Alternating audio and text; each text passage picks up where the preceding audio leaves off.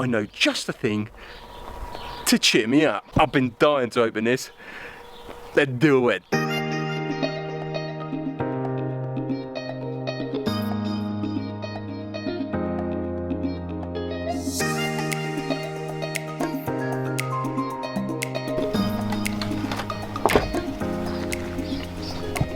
What's up guys, welcome back to the channel and welcome to a really hot and humid day here in Bourgogne. And if there's one thing I can tell you about English people is we ain't really all that good at hot and humid.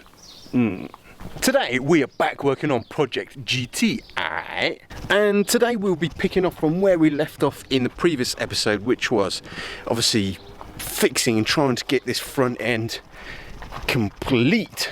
Now to do that, I'm still waiting for the phone call from Volkswagen to say my parts have arrived with all the trim bits and brackets, but also obviously I need to look at this headlight. So before we move on to the headlight and hopefully, like I say, get the phone call regarding the rest of my front end parts, I figured we'd do a bit of unbox therapy. Now, we'll do open one now and perhaps one at the end. Now, this one came first, so let's do it. Let's get it open. What do you reckon? Any guesses? Let's do it.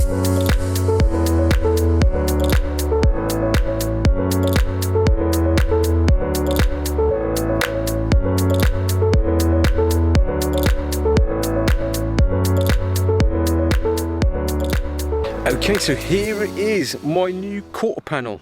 It does have a bit of a dink in it. Yeah, I didn't actually spot that in the photos, but that should be obviously an easy repair, but yeah, bit of a shame. When I actually looked at ordering this panel previously, you could only buy it from Volkswagen as this whole complete panel, like all of it, like it's pretty much the whole side of the car, and that was 1,100 euros. So yeah, it does seem to be the perfect fit for this car. Now I believe my one is been cut off around about the 27 centimeter mark. Whoa, 27.5 ish. Let's have a look at this. 29.5. Phew, well, almost 30 centimeters. So I do have a bit of wiggle room, not much, but hopefully, yeah, enough. I couldn't afford the whole thing, luckily. So at 400 euros, I've definitely saved myself a good bit of spondoolies that could be potentially used for some mods. So yeah, happy days. Whew. All I need to do now is figure out just how I'm actually going to get it on there. Yeah, time to do a bit of clearing up. Winner.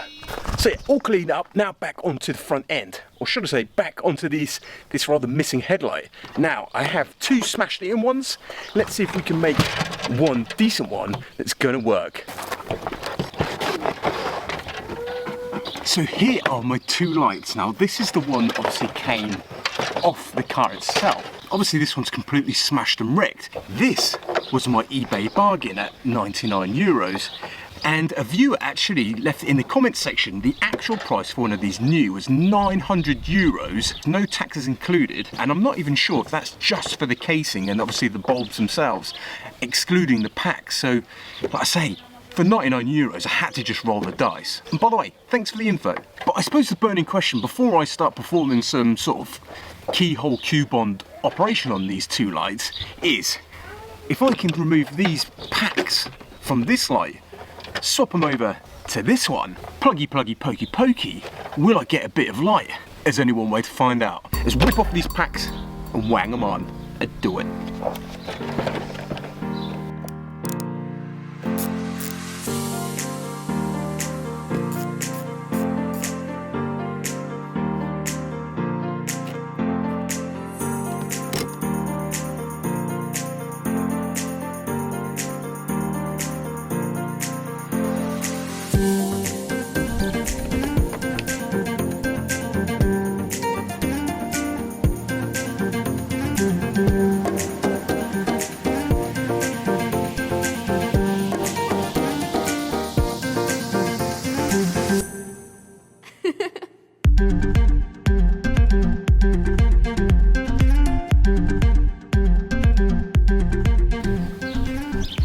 Right, okay, so that's both packs on. Like I say, this one, I'm not feeling all that confident, if I'm honest, just basically because this one has taken such a yeah, whack. Let's plug it in and let's see where we're up to and do it.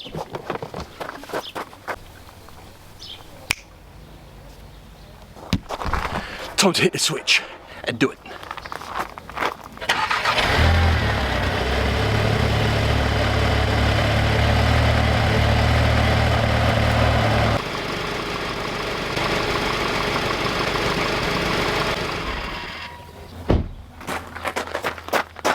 How'd it go? Result? I have to watch it on the playback. A few moments later. Yes! That is a massive bonus of just obviously watched the playback, and yeah, I can't believe it. Everything worked. Indicators, full beams, low beams, all the LEDs. Yeah, all in unison, all wow, brilliant. I can't believe it. Lucked out massively, and I can't believe I actually still have the brackets that have broken off. Some things are just meant to be, I suppose.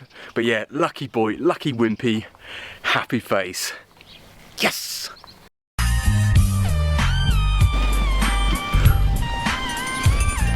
Boom! Yes, it has been it's been a week, almost a week.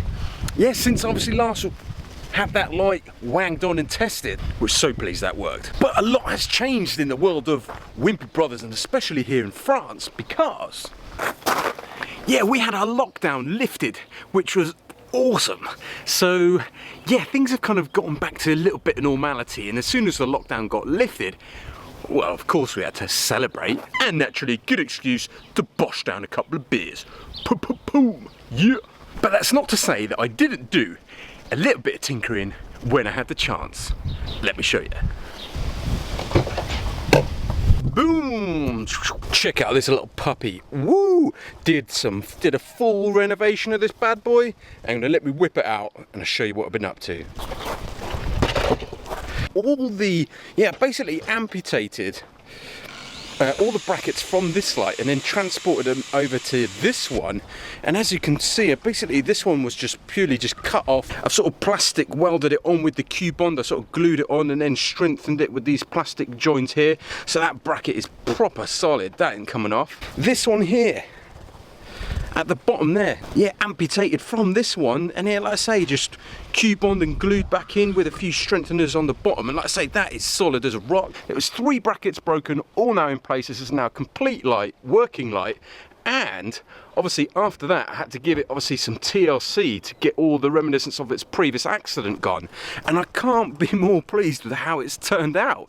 I basically block sanded all the sort of heavy scratching out and gouges and stone chips out of the front of the light, then went over it with 1000 grit, then did a full resand at 2000 grit, and then yeah, just started hitting it up with my G3 compound, and yeah, I basically just kept going at it, adding a little bit more water with the compound, just thinning it out. But you can, I mean, the results talk for themselves. I can't believe that. No light renovation kit needed, no nothing, just sandpaper and a bit of compound polish, and voila. So yeah, super chuffed with how the light turned out, and like I say, it is now ready to wang it on. But before I start putting that front bumper all back together and putting it on the front of the car, there is a matter that I perhaps need to look at first. Now, as you can see, and it wasn't apparent with obviously the 2 front wings off, but now we've put the front wings on, it's clear to me that this side is sitting way lower than the other, and the car is actually sort of leaning, yeah, to that side. So I was thinking, like, maybe I need to obviously have a look, and perhaps there's the suspension, the spring of the suspension is completely busted, potentially the shock absorber.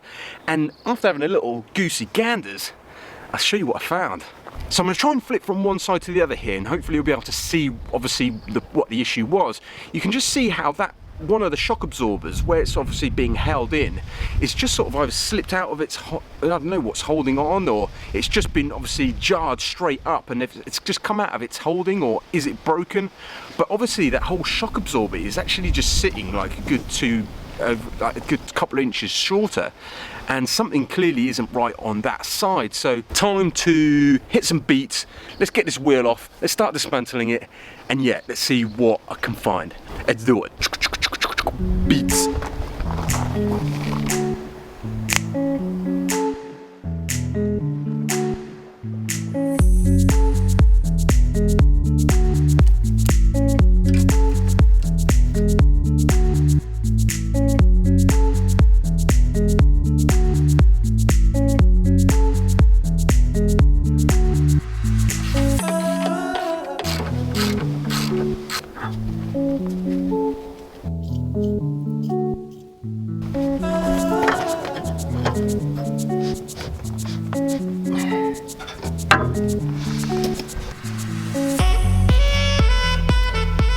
Well, to be fair, now it seems to be sitting in its sort of right place. Now, obviously, with that impact, I mean, you saw how damaged that front wheel was. Once, obviously, must have hit the curb, it must have just smashed that, obviously, holding bracket a good, you know, almost inch and a half up the tower. Whether there are, obviously, there is some underlying damage elsewhere, but for now, let's just get it all clamped back in, get the car sat down, and see if it's all sitting level, and do it.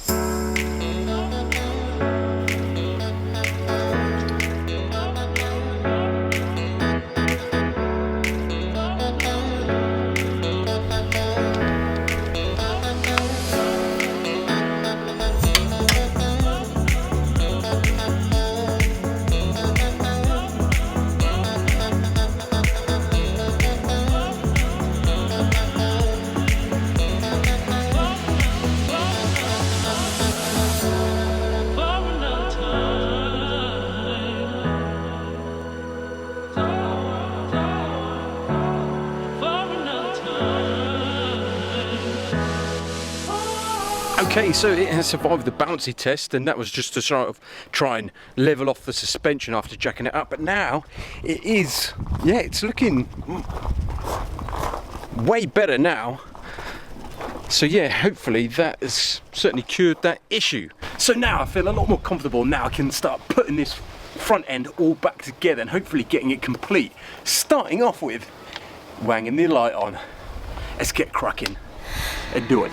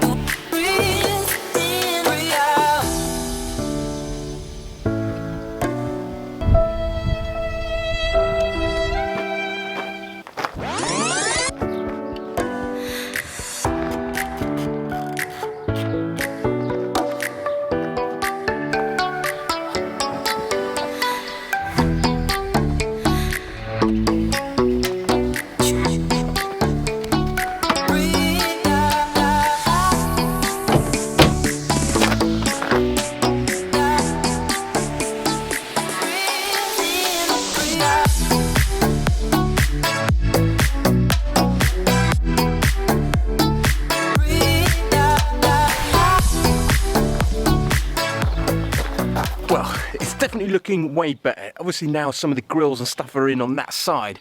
Yeah, much improved. I did have to give it a wash down as well because yeah, it was absolutely minging. But yeah, now obviously all the panels are nice and clean. I'm really happy with how, you know, the paint on the bumper is matching obviously the hood and the fenders. So yeah, and like I say, can't believe obviously all the panels are obviously off different cars anyway. So the fact that obviously it's all just coming together and looks like it's off the same car is absolutely brilliant. But obviously I've still got a little bit of work to do. Well, a little bit. I've still got radars to plumb in. The guy at Volkswagen is trying to find me the little I don't know what you'd call them, little plates that basically to block off these, because this car actually doesn't have the screen washers. But I could not find, for the love of money, any bumpers on eBay that didn't have the washers on. I think it's probably standard on European models and not on US spec. But yeah, I'm just gonna have to find something just to blank these holes out, and yeah, I'll just have to live with them being like fake ones. But I'm not bothered about that. What else do I need to do? Yeah, just waiting on that front fog light. But yeah, like I say, once I've got the right bracket and the fog light arrive, boom, should all be done.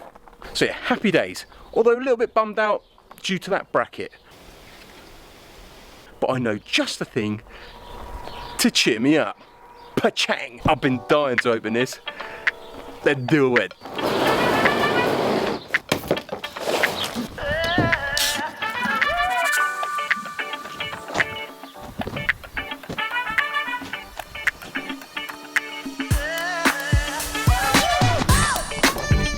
Boom!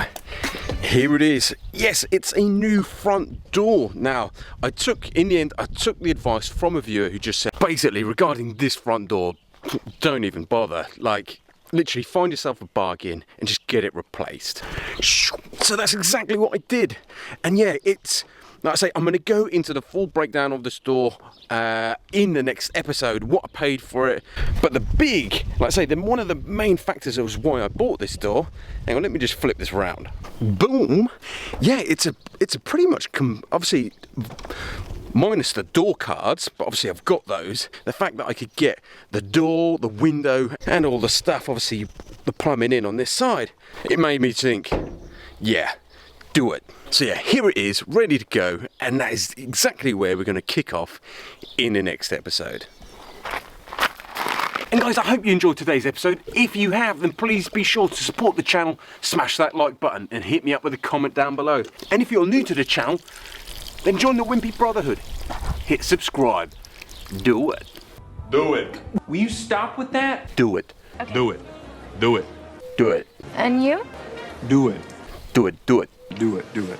Okay.